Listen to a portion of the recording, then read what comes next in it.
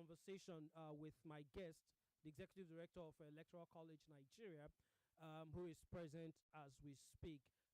Kunle, let's start this conversation by saying quite a number of Nigerians after the 2023 elections are sort of, I'm trying to look for the right word now, disillusioned, so to speak. What do you make, first of all, of this new coalition or this new platform by a group of, some would say disgruntled politicians, others would say politicians who want to change the bad situation that we have already in the country? But what do you make of this new coalition? First things first. That's great. Thank you, Former. And the basic basis of a democracy is that no democracy can be called a democracy if it does not have what you call a strong and purposeful or viable opposition. It's now no longer a democracy but a dictatorship. So I would say, in my perspective, it's healthy to see this conversation start off with the coalition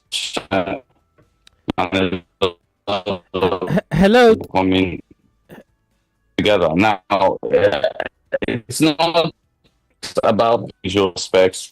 Not well. So, hello, Kunle. Hello. One party, one contract. Can you hear me, Kunle? Yeah, I'm here. I don't know if it's your Yes, network. I can hear you. It was breaking a bit, and we were struggling to hear what exactly you were saying at a point in time.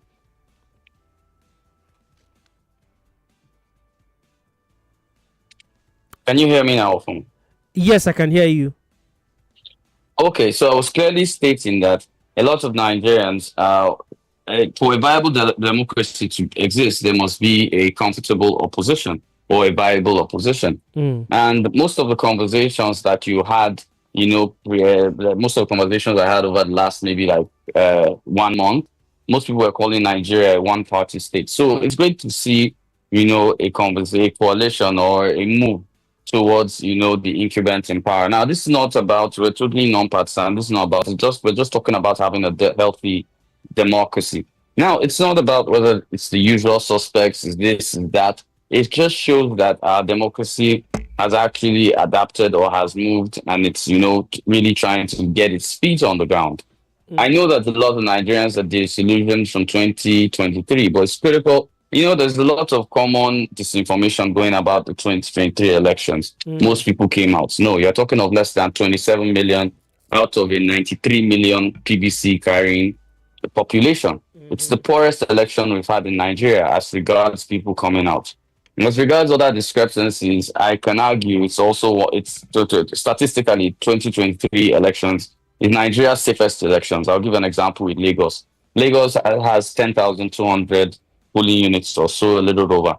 And Lagos has never not had a problem with at least 1,500 polling units in every election since 1960. Oh, sorry, since 1979. That's when they became about that number of polling units. In 2023, Lagos just had a problem with 323 polling units about. That is a step forward. We are not there yet. And before people misconstrue me, I'm not saying it's perfect. And that's not what I'm saying. I'm statistically arguing the 2023 elections. So yes, the coalition is great to see the kind of conversations that are happening. It's very healthy for our democracy. At least we can also thank the media now. You people have officially dropped the one-party state conversation. Thank you very much. And we can move forward. But we only talk about the things we see. It's not our fault. And when you have the Delta State governor, Delta State has been in the PDP for 26 years or thereabout. When you have the Delta State governor, you have the Akwa Ibom State governor, move from the traditional party that we've all known them to be in and move to the opposition. When you're seeing lawmakers, both from state assemblies and the National Assembly, move to the ruling party, what else do you expect us to call it? Was that not tending towards possibly a one-party state? But Ufuoma, it's critical to note that when Abia, which was a PDP state, moved to Labour Party, you didn't call that a one-party move. When Fair. Kano, which was PDP, APC, and has now gone to NNPP, nobody called it a one-party state. Fair enough. And there are many other variations which we can bring up. So it is the media selectively choosing to say what does not exist. Let's also remember that this is the first time we have 7 parties in the National Assembly and 5 parties as governors. 5. Okay. That's not bad. You can't call us a one-party state. All right. I'm glad. See, that's why I always like bringing you, to have these kinds of discussions. And this is, of course, my cue to let you know that my second guest has graciously joined us on the show. Mr. Demola Olariwaju is the SA Digital Media to former Vice President Atiku Abubakar. Demola, welcome once again to the newsroom. A very good evening to you. Thank you very much, Ufuoma. It's my pleasure to be with you. All right, Demola, let me ask you. You are an aide to the former VP, and of course, you're also a member of the PDP. Can you clarify, to some extent, to the best of your knowledge, how the former VP, what exactly the former VP is trying to achieve by joining this coalition? The ADC, I should say. Well, Ufuoma, we've run twice on the PDP platform and seen clearly that the platform is not, it doesn't have the internal solidarity and the necessary party discipline mechanism required to win a national election. And so immediately after the last election and after the whole tribunal process, His Excellency and all the heads of opposition, started meeting and started discussing about the next steps to take. And it became quickly clear that the people who had involved themselves with the G5 movement in 2023 were going to continue to, stay in PDP and hold the party down on behalf of the APC. Now, if it became an all-out battle, we believe that we can defeat them. But their purpose is not to be defeated or not defeated. Their purpose is to keep the party in that infighting situation where you have court cases over who's the secretary, who's not the secretary. Crisis mode. That's just what they want to do, in perpetual crisis mode. And there's no way you can defeat somebody who wants to continue to just, even after you beat the person keeps holding on to you, keeps bringing up court cases, keeps throwing you into crisis. So we felt the best thing to do would be to move into a different party. And we felt the best people to go into that would be from within the APC and then also His Excellency Peter Obi. And so that's the idea behind the ADC. There are a lot of people who are interested in it. The website of the ADC crashed 3 times last week due to the influx of Nigerians trying to register with it. I think that's a positive. I think that's the beauty of democracy. I think it's good news to all Nigerians. The only people who are not happy with that news are probably those who are members of the APC. Okay, so I'm going to stick with you, Demola, and this is a conversation that quite a number of Nigerians on social media and, of course, in various platforms, even in beer parlors, have talked about. Whether that is true or not, I wouldn't know, but I would love to ask you that question. Many have suggested that the coalition is just a vehicle for the perpetual ambition of His Excellency, the former Vice President Atiku Abubakar, that since he knows the possibility of getting the PDP ticket, considering the crisis you've just talked about, that this is his plan to ensure that he gets a ticket and will be on the ballot in 2027. What do you say to such cynics, who have brought up this conversation? It's 3 things. It's number 1, getting the PDP ticket has never been the problem. Winning on the PDP platform is where the problem is. His Excellency contested 2019, 2023, he got the PDP ticket, but right now that ticket is not going to win a national election, very clearly. Secondly, is that there is nothing wrong with an ambition. The opposition has no other duty other than to politic and to oppose the policies of government. The APC, on the other hand, is the one who should focus on government, because their best politicking, their best campaigning is done with the things that they've actually done. That's what they used to campaign. But the opposition must find means to bring about ambitions. Having said that, the ADC coalition is not only about the ambition of His Excellency. Of course, his ambition is dear to him, and some of us believe in it. We believe in his ideology, and we think that he should definitely give it a shot. But the ADC is not about the ambition of anybody. The coalition is not even at that stage yet. Remember, this is a party that has to be reorganized now from top to bottom. You have world congresses, you have state congresses, you have LGA congresses, and then you have a national convention to hold before you start talking about the ambition of anyone. So I think all talks of ambitions are a distraction at this moment. I think the first task before the party is to become a true political party, and then to evolve itself to become the opposition party that Nigerians have been clamoring for. Nigerians have been asking for an opposition party, and that's what ADC is here to do. An opposition party that will keep the government on its toes and suggest alternative political ways towards making Nigeria a better country. So I think that's the focus now. And I say that, also balancing it with saying that there is absolutely nothing wrong with an ambition. It's what politicians do. It's what politicians have to do for the good of the country. But right now, the focus of the ADC is to be the opposition coalition that Nigerians want. Okay, I didn't want to cut you short there. There was a comment you made when you said you want the ADC. I'm not sure I quite got it correct.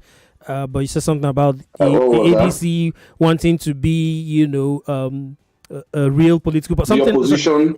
Okay, because I would argue that the ADC is already a political party or has been a political party, for some time now. I mean, yes, the ADC has been one of the many political parties that we have in Nigeria. But if you want it to become a major force, you have to reorganize it from the bottom. You have to bring in experienced players from the best of the parties and all that. So that's the stage where we are at now. Okay, I get it. And good clarification there before the former owners or the original owners of ADC come to fight me. Akunle, let me come back to you now. If we go back in history, we remember that we had a disjointed opposition before 2015, and one of the only reasonable way the APC were able to actually wrestle power from the PDP in 2015 was that they became organized from top to bottom, just like Demola has suggested. When you have a coalition of different interests, some would say strange bedfellows, and the elections are 2 years away, do you think that what we have right now is able to replicate what the APC did in 2015? I'll be honest. The reason why the APC is most scared, and I'll tell you why. Because they know the format in which they pulled to get this done. So I believe they will be the most scared to get this done. They will be scared somebody's pulling this off. And let's also remember, I think the APC just became a party in 2014, meaning that the ADC presently has more time to achieve what it hopes to achieve. Hello, and hello, I'm here. Okay. The fact that the ADC, I think this is what scares them the most. The fact that the ADC has the time needed to build the structures ready, needed to prepare to face an incumbent. And so you could even hear from, let me give you an example, the president's statement is no more, talk has ended, it's time for action. The coalition APC is calling a NEC meeting. Who would have thought? They had a NEC meeting not too long, they are now calling a NEC meeting. Though I would say the common spokesman of the APC within common media are saying the coalition is nothing, but it's clear to see there's a clear impasse, political impasse within the APC. Now, it's critical to note that in politics generally, there are always separate interests. I would say the APC was not even good at managing it. It's critical to note this because there was always the CPC and the AD faction, which are still presently at war and trying to manage themselves based on resources, posts they give to each other, etc., etc. But now they might need to collectively pull those interests together to be able to face the ADC. I've always told people that I think the 2027 elections will be the most epic elections Nigeria has ever had. I'm looking at quite a lot of disinformation. I'm looking at quite a lot of misinformation because of the critical players involved on both sides. But what I'm seriously looking for is that I know there's going to be a lot of strategic mapping in trying to achieve or trying to take the mandate of the Federal Republic of Nigeria, or the office of the President of the Federal Republic of Nigeria. I think it will be very interesting to watch and very interesting to note. And we will be around to be ensuring that steps are followed properly and monitoring within those parameters. Thank you. So let me leave the nitty gritty of the politicking for a second. Let me talk about something very critical. And Kunle, I will start with you. In all of this, it seems like the conversations about the umpire, INEC, has been relegated to the background, because for all of the politicking from the different parties, the ruling party, the opposition party, you still need you need a level playing ground via the umpire, and in this case INEC, to be able to either see that you have a free and fair election and true reflection of the wishes of Nigerians. From the point of view of the Electoral College, do you think that at this point in time politicians are not even bothered about such a critical aspect of elections? Let me be honest, politicians are in for power. That's the first objective of politicians. But I would speak, and I'll speak from the Electoral College. INEC last week mentioned that it was going to elaborate on Section 65 of the Electoral Act, which mandates INEC or gives INEC the power that if a polling agent or someone in a collation center, etc., was threatened, INEC reserves the right to either cancel that election or do away with the results. We, Electoral College Nigeria, released a statement today quickly mentioning that INEC must clear in detail how that is going to be done, the parameters that will be used to show whether it was this or that, or clearly carry everybody along and then put CSOs together, political parties, and then mandate something we all agree on for that Section 65. Because the truth is, if that Section 65 of the Electoral Act is given with INEC's full authoritative jurisdiction only, it means that an incumbent might be able to, and I'm not saying the incumbent does this, I'm just saying it gives the facade, or gives the mirage that an incumbent can alter an election, cancelling results at the polling unit as they deem fit. So I know that there's been a lot of work in the ADC, but right now that interpretation of Section 65 of the Electoral Act, which INEC is trying to mandate, that's the thing we're sitting on right now. Electoral College released a statement just this afternoon, mandating that this should be done in a step-by-step process, and it should be clearly spelled out. Not INEC can, under what parameters, on why, when, what should happen, what are the systems of reportage, how will this now be dealt with? Will it be cancelled in 1 day? Will it be cancelled in 12 hours? Will it be cancelled in 1 minute? Who has the power to cancel? How many people will overview that? You understand, and etc. So we are working on that, and I think we're doing the work that's necessary, so that ADC and APC can have a good run at each other. Demola, I'm throwing that same question to you. For some people have alleged that your principal, irrespective of the results that is out there, some have alleged that your principal actually won the 2019 election. Again, whether that is true or not, it's not reflected on the results from INEC. But how does the ADC now, which is your chosen vehicle, how do you hope to be able to ensure that the umpire plays by the rule and nobody is given any undue advantage? Well, I believe, and I'm saying this as a Nigerian now, as one who's interested in free and fair elections, I think that, Nigerians have to rise. We need activists to be activists. We need people who have registered NGOs as regards election monitoring. We think that they need to get more active. God rest his soul, Ario Dariatori, my good brother and comrade, he was one of those who was very instrumental in championing the cause of electoral reforms which led to the amendment of the Electoral Act. Now we have to take it to the next level.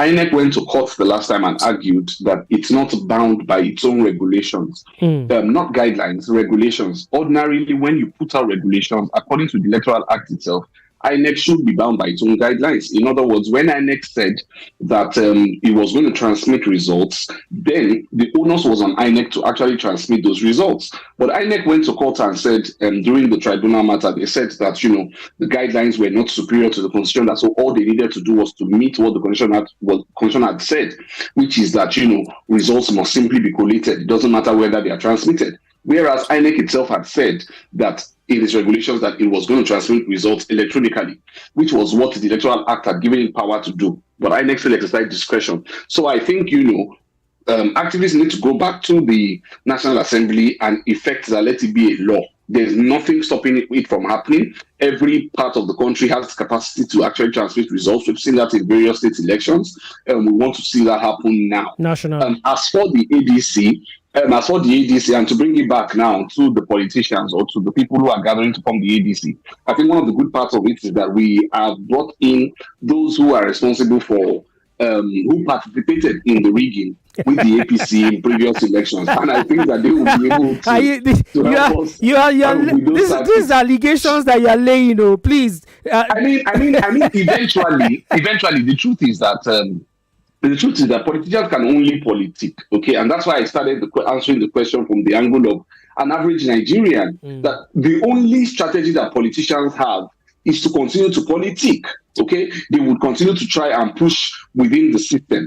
It is the activists who are outside the system that can effect the kind of change that we want. They are the ones who can put pressure. If Atiku starts championing the cause of electoral reforms, everybody would know that he's championing it mainly to favor himself. Any politician who's championing that cause, people will read ulterior meanings into it. So what politicians will do is that they will continue to work with each other, and that's what we are doing in the EDC, and we hope that yields results. However, I would say that, electoral activists need to start putting pressure on INEC to ensure that the next elections are free and fair. Okay, time is not so on our side. I'll need you to answer this in less than 1 minute. There are many who believe that one of the issues that sort of cost more problems in the PDP is this issue of zoning, south, north. It's something that would never get away from Nigerian politics. Many are insinuating that maybe it is time your principal steps out from this particular election cycle, because we've also heard some other candidates in the ADC, Rotimi Amechi, Peter Obi, say they want to go for only one term.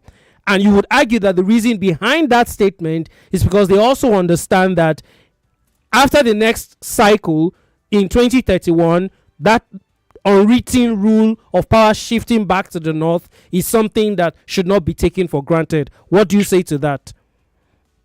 The only thing I will say to that is that there is no issue of zoning in the ADC. The major mission, the only mission of the ADC is to get the APC out of power for the good of all Nigerians.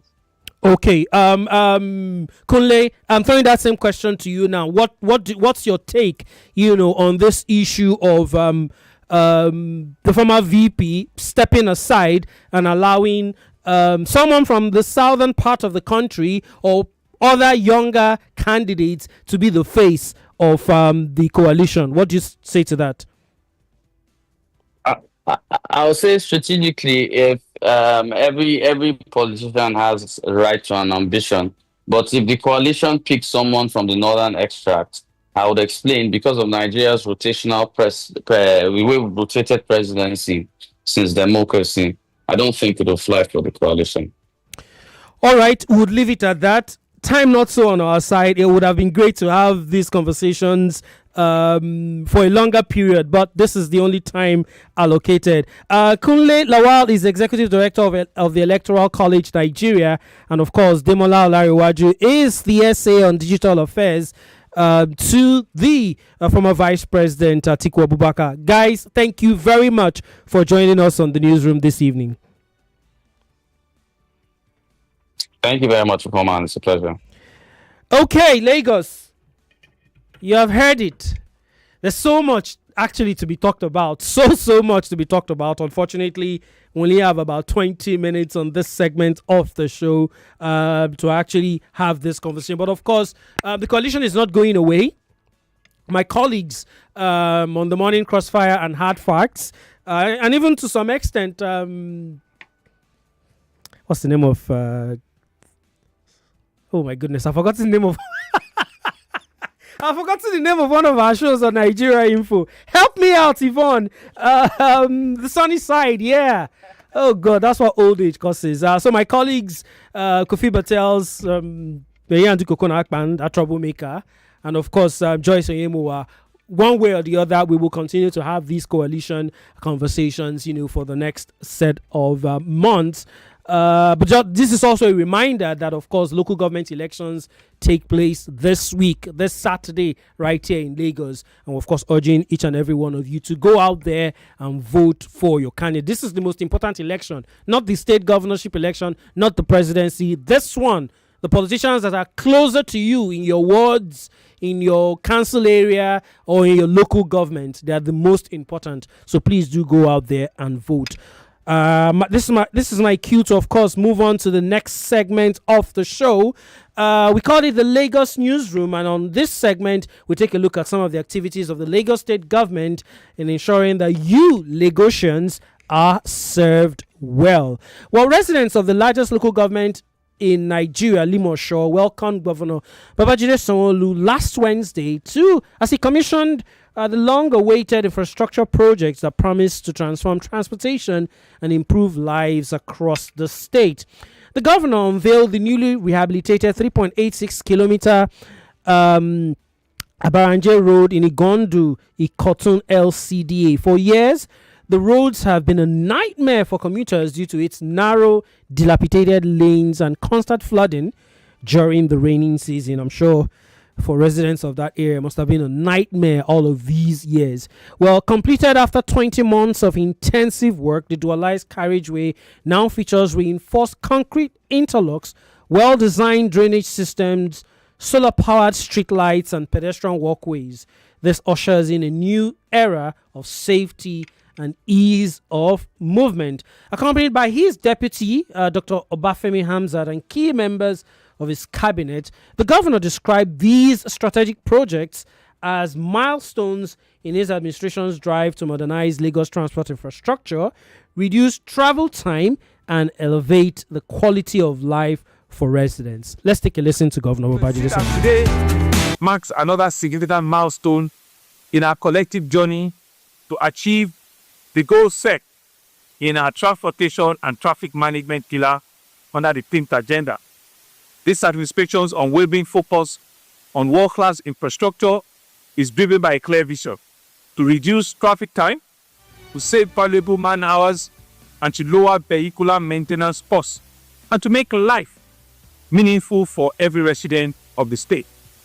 Like I did mention earlier today, we proudly handed over the newly rehabilitated Dr. Emu Road, now Babajide Sanwo-Olu Road, which is a strategic upgrade by the Lagos State Public Works. That expansion will redistribute traffic around ever busy Old Ipaja, Akpo-Ojo, and all of the, bypass that leads you into the Lagos-Abeokuta Express Road. The complete reconstruction of Abaranja Road is a testament to our determination to be real relief to residents and to motorists disabled. This project is more than a road. It is a life-changing experience. We believe it could galvanize the entire local economy, it will foster connectivity, and it will ensure that no community is left behind. Now we are in Abarande. And so for years, we've seen that these artists have been belittled by heavy traffic, and you can see from the video the hardship of the ever-growing population. I will vividly recall, voices of various and residents and commuters while in all of our journeys, and they kept asking us to please come to their rescue. This road used to be what we call face me, I face you before. Now is a dual carriage, heavily reconstructed, reproved, road. And on this road stretch alone, I'm sure if we count the numbers, there's close to 100,000 residents that are on the almost 4-kilometer stretch, of road. And so you can see that is a direct intervention to communities and to lives. Governor Babajide Sanwo-Olu there speaking at the commissioning of the project in Limosho local government area, or the Limosho axis, but specifically the Gondu Ikotun LCDA. Well, during the event, the governor and his team inspected the notorious Ikotun roundabout, which has long been a bad spot or bad point for traffic. The governor assured Lagosians that no area will be left unattended. So it's concurrent development in different parts, of the state that we're doing, and we're not leaving anyone to chance. IBH also mentioned that they want more school. I understand what you're asking for because of the population that we continue to have in these areas. We're doing the who make real for you and we'll give you more stay. What you need to do for me, because all our land now, you need to look for land. You need to ensure that you're not selling the land so that we can look for proper land to develop your schools and give your children, what they require. So let's all jointly identify additional land, and we can give you, the schools, that will require more. I want to say and assure us, it is not just one formula for us. It's a continuous exercise for us. And our government is a government that is committed at ensuring that every part of the state, is a fast-growing city state. Every part of the state is not left, untouched. And we want to emphasize that each one of the ones that we're doing them to world class. These are roads that would outlive for the next 10, 15 years with walkway, with street light. There's no road that we're doing without relevant walkways, without the necessary street light connections, and every one of them are solar panel to ensure that there's connectivity and there's brightness. Still on this particular commissioning, the Onikotun of Ikotun, Oba Aziz Gbadabiu Siwaju, hailed the governor's responsiveness to the people's calls for road rehabilitation. He also noted that the new Abaranje Road would open up previously inaccessible communities and stimulate local development. Well, to a large extent, that's exactly what happens when you have these kinds of roads done. It ensures that previous places, that are almost inaccessible as a result of the bad road, this can now change. Let's take a listen to the Onikotun of Ikotun. Abaranje Road is of immense strategic importance to the transportation and socio-economic ecosystem of this area. The successful construction of this critical corridor is a reflection of this administration's commitment to bridging infrastructure gaps, easing mobility, and improving the quality of life for Lagosians. Prior to the award, Abaranje Road was in a deplorable state. It was narrow, flood-prone, and riddled with those sections that caused daily hardship for road users and residents. The absence of proper drainage, combined with the growing population and increased vehicular movement, was a challenge for commuters. Recognizing these challenges and the growing demands on infrastructure, this construction aligns perfectly with the KIMS Plus agendas, particularly in the area of transportation and traffic management. It exemplifies the people-centered and sustainable development approach of the Governor Babajide Olusola Sanwo-Olu administration. This upgrade will significantly ease traffic congestion, reduce travel time, and provide a safer, more reliable transit experience for residents and commuters. The scope of work executed on this project includes, but is not limited to, extensive site clearance, earthworks and soil stabilization, relocation of public utilities, scarification of the existing road surface and placement of a crushed stone base, provision of reinforced concrete drains with cover slabs to serve as pedestrian walkways, installation of box culverts and service docks for efficient stormwater management, provision of 80 mm 45 MPa interlocking pavement finish for durability. installation of solar-powered street lights system, provision of median separators, lane markings, and traffic signs. Okay, Lagos, first things first, let me apologize. That's actually not the Oni Cotton of Ikotun. Bit of a mix up there. The voice you just heard is actually the special advisor to Governor Babajide Sanwo-Olu on infrastructure, engineer Olufemi Daramola. And of course, he was talking about the fact that the upgraded rules will now ease traffic, and also explained some of the other things that were done to ensure that we got what we have right now in the Baranje Road in the Gondu Ikotun LCDA. Okay, that's the much we have for you on the show this evening.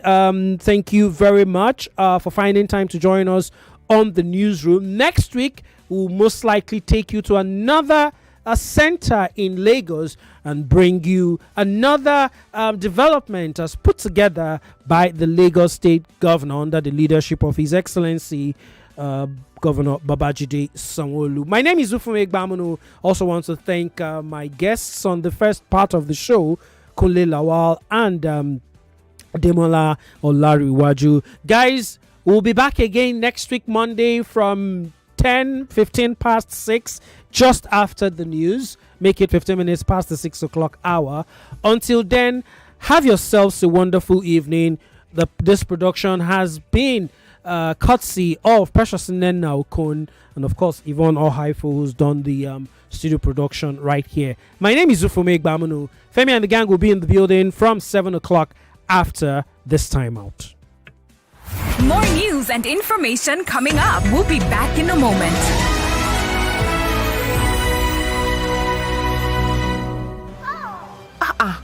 Is that Alfie playing? 99.3 Nigeria Info. We are more than just radio. Subscribe to our YouTube channel at Nigeria Info FM. Check us out on Facebook at Nigeria Info 99.3. Follow us on Twitter at Nigeria Info FM and on Instagram at Nigeria Info FM Lagos for live updates as it happens. 99.3 Nigeria Info.